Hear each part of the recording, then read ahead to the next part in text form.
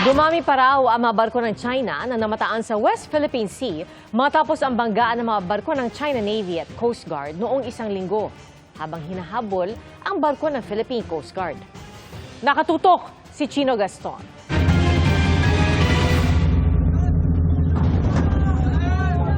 Matapos kumalat at ibalita sa buong mundo ang mga video ng banggaan ng mga barko ng China Coast Guard o CCG at People's Liberation Army Navy ng China habang hinahabol at ginigipit ang BRP Suluan ng Philippine Coast Guard sa Baho de Masinloc, dumami umano ang bilang ng mga China Coast Guard vessel at fishing militia roon. Noong August 14, kinumpirma ng Philippine Navy na may 7 CCG vessels at 13 Chinese Maritime Militia vessels na nagbabantay pa rin sa Baho de Masinloc, habang ang BRP Teresa Magbanwalang ng PCG ang nagpapatrolya roon. Ayon sa National Maritime Council, posibleng indikasyon ito na maaring apektado ang China sa nangyari. Siguro ito yung isa ng pamamaraan para baliktarin yung nangyari kasi very embarrassing sa kanila. And they want again to project na their control para matabunan yung issue.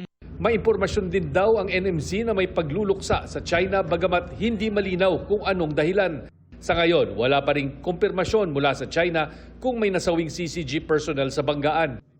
Sa nangyaring habulan at banggaan noong August 11, ayon sa PCG, bigo silang magpalipad ng sarili nilang mga surveillance drone. Anila, may ginamit umanong anti-drone technology ang China. We were not able to launch our drones.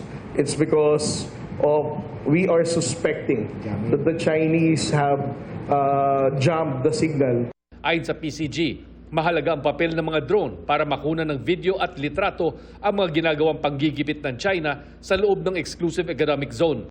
Gaya ng mga drone na nagpapakita kung paano nilapitan ng mga Chinese boat ang mga rubber boat ng Philippine Navy sa konfrontasyon malapit sa BRP Sierra Madre sa Ayungin Shoal noong June 2024. We always fly our drone, especially if we are subjected to dangerous maneuver, because we have to document it and then submit it to the National Task Force.